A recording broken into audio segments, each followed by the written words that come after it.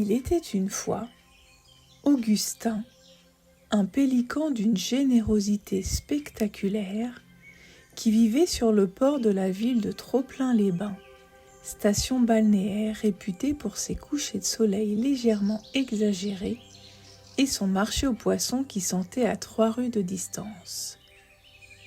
Augustin avait le bec le plus grand du quartier, ce qui n'est pas peu dire dans une ville où les pélicans tenaient 3 des 5 épiceries fines et présidaient le comité des fêtes depuis 1962.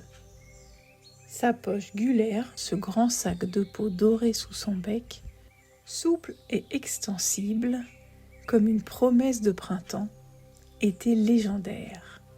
On disait qu'elle pouvait contenir jusqu'à 12 maquereaux, 2 homards moyens et une baguette sans qu'Augustin manifestât la moindre gêne visible. Augustin était connu pour une qualité rare et légèrement problématique. Il ne savait pas finir les choses. Pas les livres, il lisait toujours le dernier chapitre 2 fois. Pas les conversations, il ajoutait toujours une phrase après les au revoir. Et pas les repas, surtout pas les repas qu'il prolongeait avec une obstination douce et sincère, comme si s'arrêter de manger revenait à admettre que quelque chose d'agréable venait de se terminer, ce qui était une pensée qu'il préférait éviter. Le repas d'Augustin commençait toujours très bien. Il choisissait ses poissons avec soin, les disposait joliment sur son rocher préféré, s'installait face à la mer avec le sentiment satisfaisant de quelqu'un qui a mérité son déjeuner. Les premiers maquereaux étaient une fête, les suivants un plaisir. Quelque part autour du 5e, une petite voix intérieure murmurait quelque chose de discret. Une sorte de « poli », comme un invité qui repose sa serviette sur la table. Augustin entendait ce « il le trouvait prématuré. Il prenait un 6e maquereau, par principe, puis un 7e, parce que le 6e n'avait pas tout à fait le même goût que le premier et qu'il cherchait à retrouver ce goût-là. Et puis un 8e, parce que le soleil était encore haut et que s'arrêter maintenant semblait arbitraire. À la fin, il restait immobile sur son rocher, la poche pleine à ne plus bouger, les yeux mi-clos, dans un état qu'il décrivait comme repu, mais qui ressemblait davantage à assiégé. Il digérait en silence pendant 2 heures, puis l'heure du dîner approchait, et il se demandait si un petit quelque chose ne serait pas le bienvenu. Son ami Bernard, un goéland d'une franchise déconcertante, lui avait dit un jour « Augustin, tu manges comme quelqu'un qui a peur, que ce soit le dernier repas de l'univers. » Augustin avait trouvé la remarque excessive et avait repris une sardine pour se remettre de l'émotion. Ce fut un jeudi ordinaire de septembre. Ciel bleu pâle, légère odeur d'iode, marée descendante. Augustin trouva, posé sur son rocher habituel à la place exacte où il posait toujours son premier maquereau, un objet qu'il n'avait jamais vu.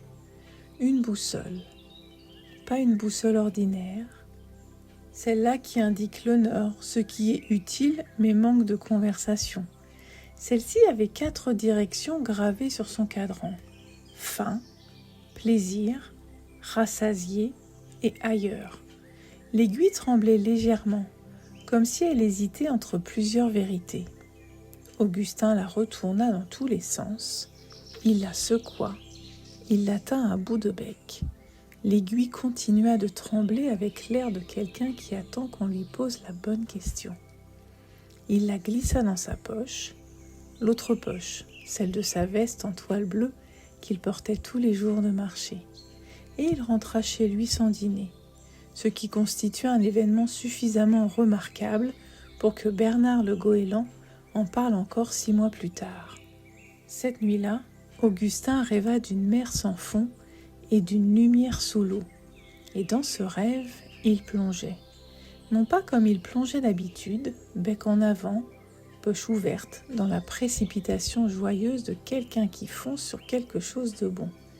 Cette fois, Il descendait lentement, verticalement, les ailes légèrement écartées pour freiner, et l'eau autour de lui était d'une clarté qu'il n'avait pas souvenir d'avoir vue.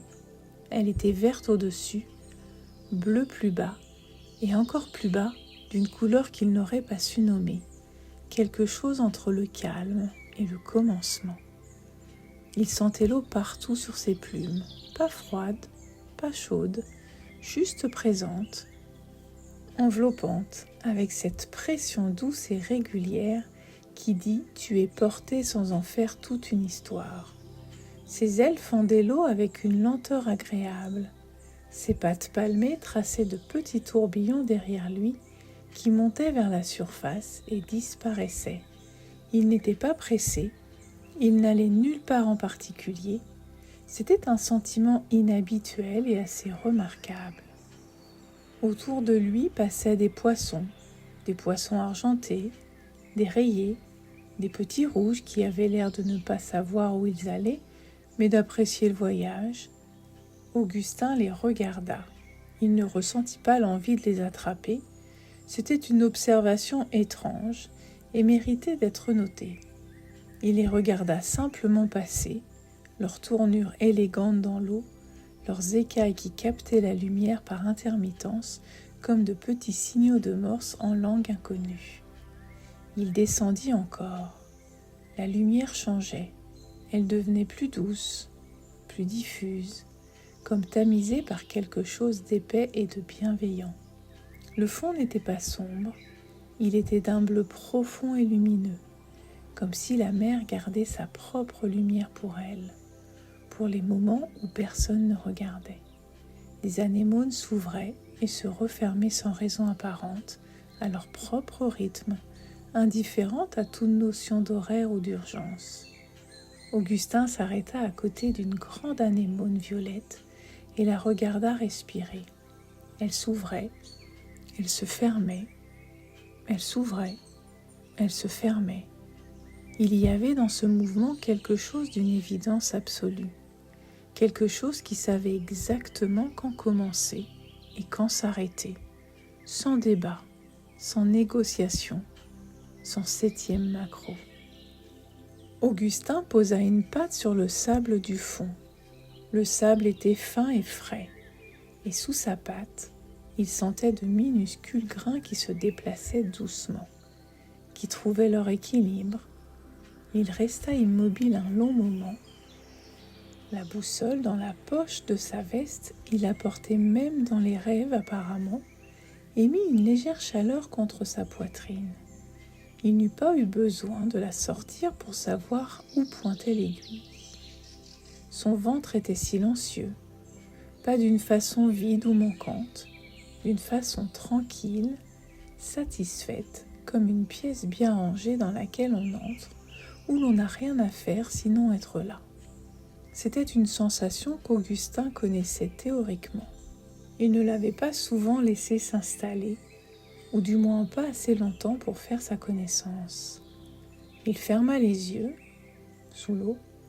Le son de la mer lui arrivait assourdi, le craquement lointain d'un bateau, le frottement sourd des vagues sur les rochers du port, et sous tout ça, encore plus bas, le silence du fond qui n'est pas un vrai silence, mais une respiration très lente, très ancienne, qui n'a jamais eu besoin qu'on lui dise quand souffler.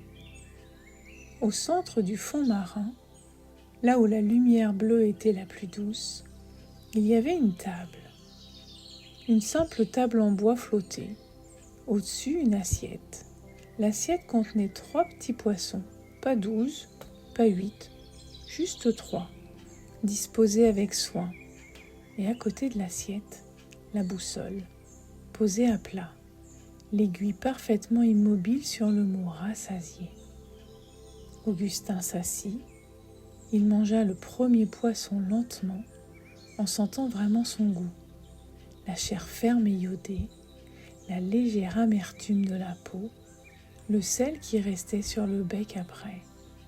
Il mangea le deuxième, en écoutant ce qui se passait dans sa poche gulaire, cette grande poche souple qui recevait tout sans jamais rien demander. Et au troisième poisson, quelque chose se produisit de si discret qu'il faillit le manquer. Un sentiment d'exactitude, ni trop, ni trop peu. Juste l'endroit précis où les choses s'arrêtent naturellement. Comme une phrase qui dit ce qu'elle avait à dire et pose son point. Il reposa le troisième poisson à moitié mangé. Pas par effort, pas par discipline non plus, simplement parce qu'il n'en avait plus envie, et que cette absence d'envie était une information comme une autre, une information qu'il venait peut-être d'apprendre à lire. La boussole tinta doucement, l'aiguille ne bougea pas. Il se réveilla au lever du soleil, avec la boussole dans la paume, tiède et réelle. Augustin ne changea pas du jour au lendemain. Il était pélican après tout, pas un miracle ambulant, mais quelque chose avait légèrement bougé, comme un meuble qu'on déplace de quelques centimètres et qui rend la pièce étonnamment plus respirable. Il commença à manger plus lentement, ce qui lui permit de remarquer des choses qu'il n'avait jamais vraiment eu le temps de noter. Le goût qui change au fil des bouchées, le moment où le plaisir se stabilise, la petite voix du « qu'il avait passé des années à trouver prématurée. Il n'obéissait pas toujours à cette voix, mais il l'entendait, et parfois, juste parfois, il posait sa sardine à mi-chemin et regardait la mer un moment. Et il trouvait que c'était une fin tout à fait acceptable pour un repas. Bernard, le goéland qui déjeunait souvent avec lui, remarqua la chose un mardi, mais ne dit rien, de peur de briser quelque chose de fragile. Il se contenta de hocher la tête avec l'air profond de quelqu'un qui avait toujours su. Ce qu'il n'avait pas su du tout, mais c'est le privilège des goélands. La boussole trôna désormais sur le rebord de la fenêtre d'Augustin, entre un coquillage et une vieille photo du port. L'aiguille tremblait parfois encore entre plaisir et rassasié, et Augustin avait appris que ce tremblement-là n'était pas une panne, c'était simplement la question posée à nouveau, à chaque repas. La poche la plus précieuse est celle qui sait quand elle est pleine.